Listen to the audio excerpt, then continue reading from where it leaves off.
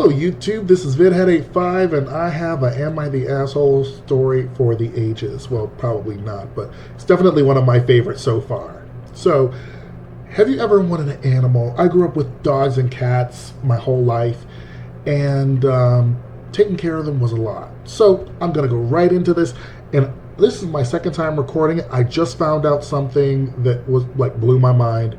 Here we go. Am I the asshole for making my husband and children prove that they could take care of a dog without my help? Before we got married and had kids, my husband and I agreed that all big decisions would require 2 yes or no votes. Well, our 2 oldest kids and my husband wanted a dog. I did not. I've heard too many horror stories about a family getting a pet and then the person who did not want it being stuck caring for it. So I finally agreed on 3 conditions. 1, smaller than 60 pounds. We do not need a mastiff. 2, a non-shedding dog only. None of us are allergic, I just didn't want the extra work. 3, for 60 days in a row, they had to collect all the garbage from all the trash cans in the house and put it in the big garbage bin.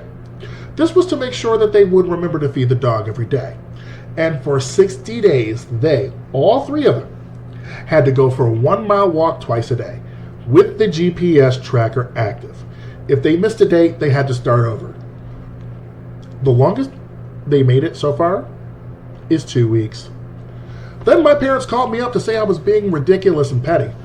I 100% agree with them. But since they were always siding with the kids, I was ready for them. I sent them a link for a dog walking service in my area. It is very reasonable. I said that if they wanted a say in a dog decision, then they had to agree to set up an account with that company that I could call the company whenever the precious, perfect grandchildren and son-in-law forgot to take care of the dog. They said I was being a jerk and that they had the right to their opinion. I agreed that they had that. But unless they were willing to pay to include their opinion in the decision, it did not matter. So my husband has finally seen that the kids aren't responsible enough to have a dog. Great. He said that we needed to tell them. I said that we was one too many people. I wasn't the one who sided with them when I had said I knew that they were not ready. Okay, this is a comment here. Dog lover here, I am so glad you did this. I'm so tired of seeing pets being abandoned because they didn't think about how much work a pet is. Good on you for standing your ground. Also, definitely agree that it's your husband's job to break. I've seen on the subs animals having to be rehomed because owners neglected them. This is one that's all in good humor. I stupidly showed this post to my wife. Now my dream dog is dead. You're the asshole just for that. Smiley face.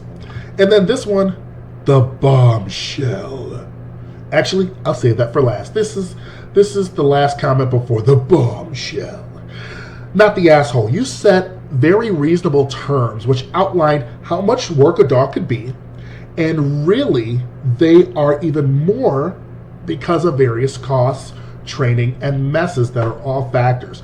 You knew from the beginning they wouldn't be up to the task, but you wanted to push and push and push, or they wanted to push and push and push, so you gave them an opportunity.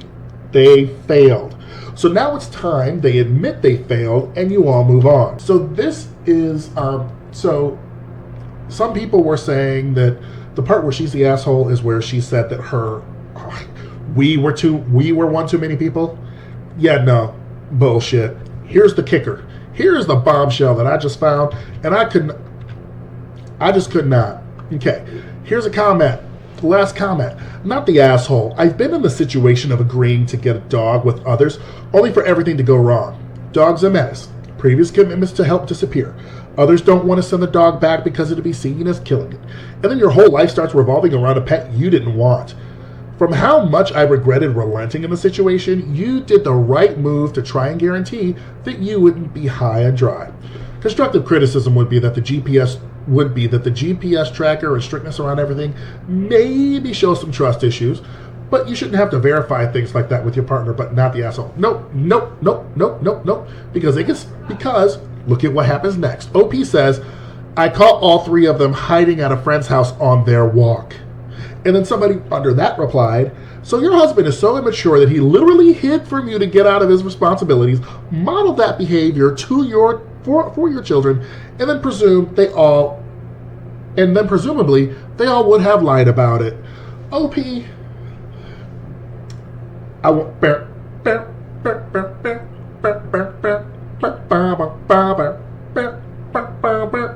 Like this is like OG level because every time when I saw I just found out about the walk part, and that's why she put the GPS tracker on. So I'm glad that I saw that, and I'm just like, okay, if I'm the person that wants a dog, I need to be taking care of it all the time, because I know that dog. Like, first of all, my cat, well, my boyfriend's cat, but I did really want a cat, and rightly so.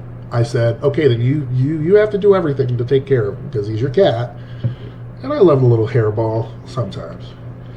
But if it were my cat, then I would definitely be like, okay, we actually thinking about getting him a walker, because getting him a harness, because I think that he would really enjoy a walk because he was an outdoor cat too. Anyway, they could not prove that they could take care of a dog, so I say, not the asshole. This was a great Uno reverse. I don't think it's petty revenge, but it's not like pro revenge. But this is not revenge at all. But it's a very much like, so you have chosen dog. Let me see if you are worthy. Okay. Anyway, thank you so much for joining me for this episode of Am I the Asshole? Talk to you soon.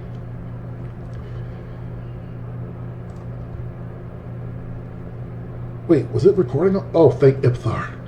I thought it was recording on nothing.